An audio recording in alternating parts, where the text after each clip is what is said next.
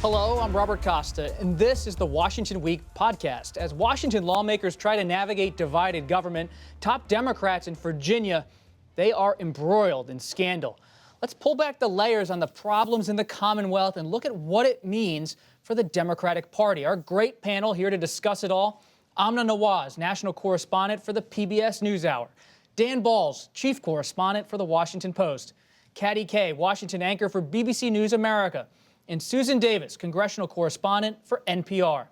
Virginia's top three elected officials have found themselves at the center of scandal. In the last week, Governor Ralph Northam for racist blackface and KKK photo in his medical school yearbook.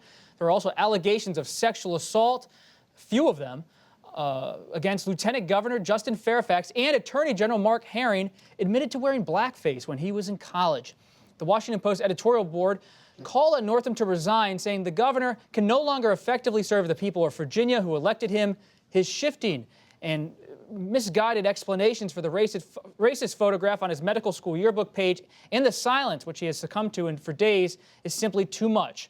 So what is going on in Virginia, and will one of these leaders resign at some point? What might the scandal mean for the party as a whole and for Democrats in 2020? Katty, we saw just on Friday night, Senator Cory Booker was calling on, who's running for president of New Jersey, was calling on Justin Fairfax, the Virginia lieutenant governor, to step down. So it's already trickling into the 2020 race. Yeah, I mean, I think there has been some scrutiny of the Democrats who are running for the 2020 election because they were so forthcoming, some of those candidates, when it came to Brett Kavanaugh, and that they wanted to have a zero-tolerance policy on sexual harassment. And we had Kirsten Gillibrand and Kamala Harris having to be kind of cornered in the corridors of the Senate in order to get some kind of comment out of them. And it was just noticeable that they were more reticent when it came to Justin Fairfax. Now, of course, you've got Terry McAuliffe coming out and saying he has to go as well. And if there are more allegations, I think Fairfax's position becomes harder and harder. Who's going to resign, Dan, if anyone?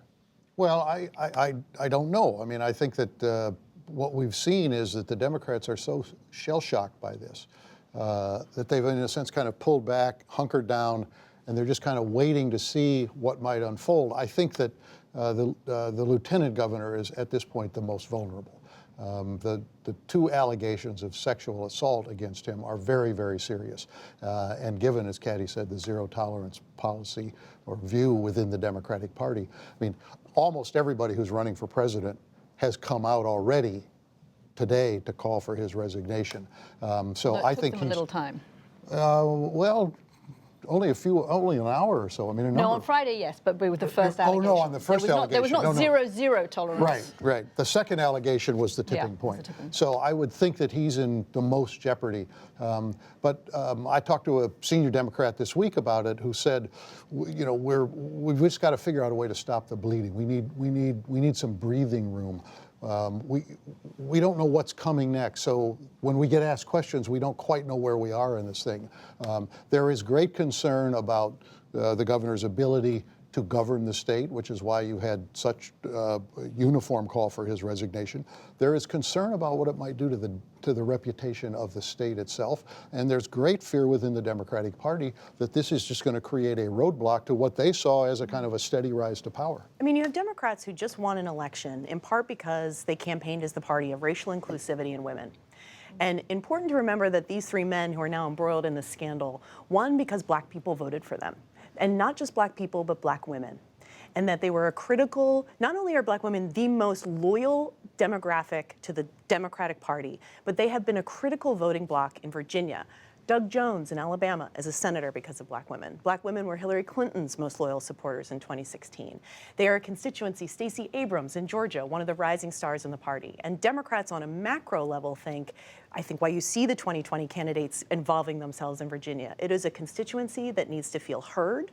It's a constituency that needs to feel represented. And it's a constituency that needs to feel respected.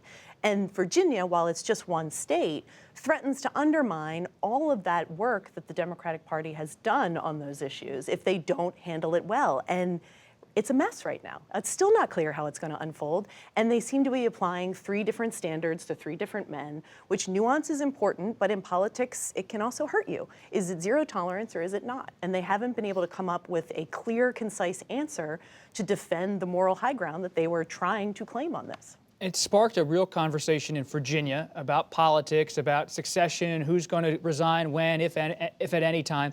It's also sparked a discussion about race in the whole country, but especially in the South, where even in the 1980s, professionals, people in medical school, were putting on blackface. What has this done for the conversation about race in the country? I think it's continuing a very important and necessary conversation about race in America. Look, I'm a product of Virginia. I was born and raised. I'm a proud daughter of the state. And I do want to be careful to separate out, because we talk about, the Virginia leadership in chaos. These are two very different scandals. And anyone who's ever been a victim of sexual assault or anything worse knows that when women come forward, they usually do so because they want the truth to be heard. And so I agree with Dan. I think Lieutenant Governor Fairfax is in real trouble here, because you now have two credible allegations against him. If Democrats follow precedent, you saw what they did with Al Franken, that's a pretty clear line that they have to be able to draw. The controversies surrounding Northam and Herring are slightly different. You'd like to be able to say that blackface is sort of the low-hanging fruit on what we can overtly call out as obviously racist, but now there's a lot of equivocating going on about, well, it was a long time ago, look at their policies since then, politically, who do we cede power to if both of them go? All of those things have complicated what should otherwise be a moral question, which is who do we stand for and where do we draw the line? And Democrats are going to have to answer for that down the line. And that's why it's that's why this is tricky for Democrats, right? Because it looks intensely Machiavellian. If number 4 was in line of succession was a solid Democrat, would there be much more pressure on these top 3 to go, and would they have gone already? Well, and so you have to ask the question: are they basically protecting the party? And that doesn't look good in an era when you are trying to paint yourself as not the party of Trump and as being morally pure on issues like sexual harassment and race. Part of the fall going after Justice Kavanaugh during his confirmation hearing because there was a credible allegation against him. I mean, how many top Democrats came out after the first accuser against Justin Fairfax and said, "I believe her"? One. It was the Congressman Jennifer from Wexton Northern from Virginia.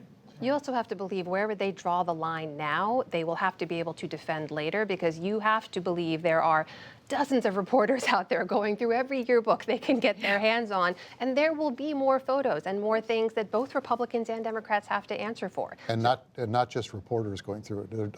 I'm confident that there are Oppo researchers in both parties who are going through everything they possibly can. There's power politics involved in this. There's morality involved in this. There's internal Democratic Party politics involved in this.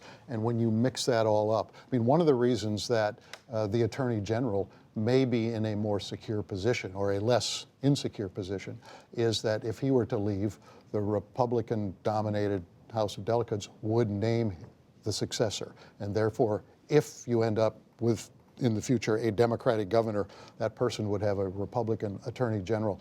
That, to many Democrats, is an untenable situation. So morality gets mixed up with power. There's also potentially criminality. Well, and we will have to see where those investigations lead from those accusers. There's one other point about this, though, and that is, stepping back from that, where is the point of redemption for people? I mean, in other words, what is inexcusable, what is not? But let's say things are inexcusable.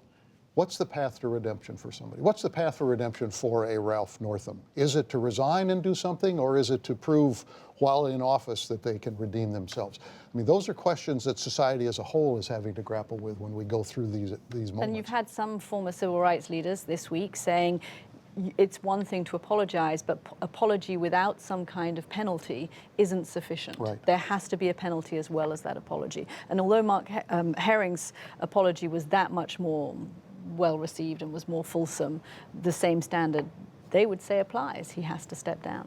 Yeah. Judgment, and that's the real key here. Where is the judgment in a lot of these officials? And if they didn't have it, maybe they get redemption on the outside. The reputation of the state could be at risk. It could be, and Virginia's an important state. Yes, they have their own, the Republican Speaker of the House, there's all these internal state dynamics, but in a presidential level, it's an important state. It's a diverse state, and I think that's why you saw a lot of the 2020 candidates, one, being pressed to respond to this, but also wanting to be seen as candidates that are responsive to Virginian interests, because these are votes that will matter in 2020.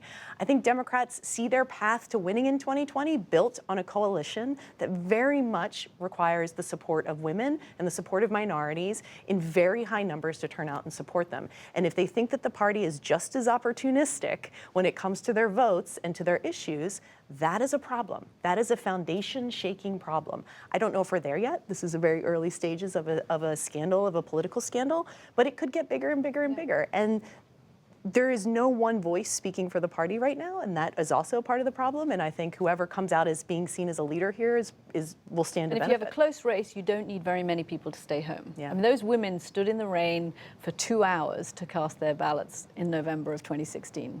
In 2017 in Virginia. Yeah. And you don't want them to sit home next You don't want them time. to stay home. Yeah. We'll leave it there and keep an eye on Virginia. That's it for this edition of the Washington Week podcast. You can listen wherever you get your podcast or watch on our Washington Week website. While you're online, check out the Washington Weekly News Quiz. I'm Robert Costa. Thanks for joining us, and see you next time.